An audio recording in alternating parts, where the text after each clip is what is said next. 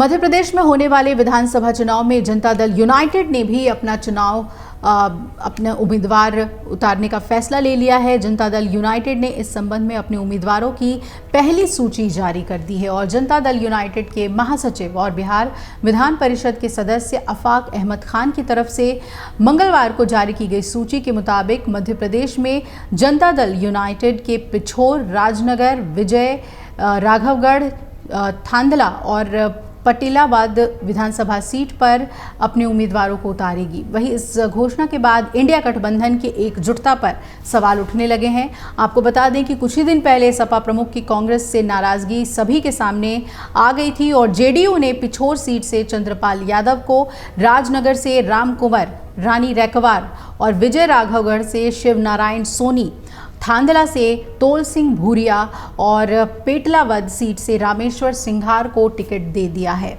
वहीं इस घोषणा के बाद इंडिया गठबंधन को लेकर चर्चा तेज हो गई है। इंडिया गठबंधन में उठ रही नाराजगी को लेकर एलजेपी आर के राष्ट्रीय अध्यक्ष चिराग पासवान ने कहा कि लोकसभा चुनाव आते आते गठबंधन बिखर जाएगा। आपको बता दें कि एमपी में सीट शेयरिंग को लेकर समाजवादी पार्टी के अध्यक्ष अखिलेश यादव की कांग्रेस से नाराजगी सबके सामने खुलकर आ चुकी है। समाजवादी पार्टी प्रमुख अखिलेश यादव ने मध्य प्रदेश में सीट शेयरिंग को लेकर कांग्रेस पर धोखेबाजी करने का आरोप लगाया था। मीडिया से बात करते हुए अखिलेश यादव ने कहा था कि हमें बुलाया ही क्यों था जब गठबंधन नहीं करना था। हमें बता देते कि प्रदेश स्तर पर नहीं, लोकसभा चुनाव के समय गठबंधन होगा।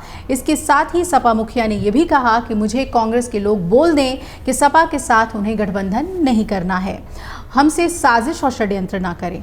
पार्टी द्वारा सूची जारी करने के तुरंत बाद बिहार के राजनीतिक हलकों में ये चर्चा जोरों पर है कि क्या इंडिया गठबंधन आत्मविनाश मोड पर आ गया है। आपको बता दें कि बिहार के महागठबंधन के भीतर सब कुछ ठीक नहीं चल रहा। कांग्रेस और आरजेडी दोनों ही संबंधित दलों को बिहार सरकार में 2 अतिरिक्त मंत्रियों की नियुक्ति का इंतजार है। वहीं नीतीश कुमार ने जब पटना में विपक्षी एकजुटता मुहिम की शुरुआत की थी, तब विपक्ष में शामिल कई दलों के नेताओं की मेजबानी करते हुए नीतीश कुमार ने यह भरोसा दिलाया था कि अब बीजेपी के खिलाफ तमाम विपक्षी दल एकजुट होकर चुनाव लड़ेंगे और बीजेपी या एनडीए के उम्मीदवारों के सामने इंडिया गठबंधन की तरफ से केवल एक साझा उम्मीदवार दिया जाएगा।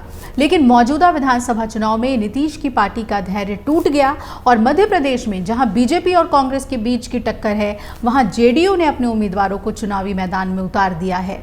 नीतीश कुमार की पार्टी के उम्मीदवारों की पहली लिस्ट जारी होने के बाद भाजपा ने जेडीयू पर तंज कसा है।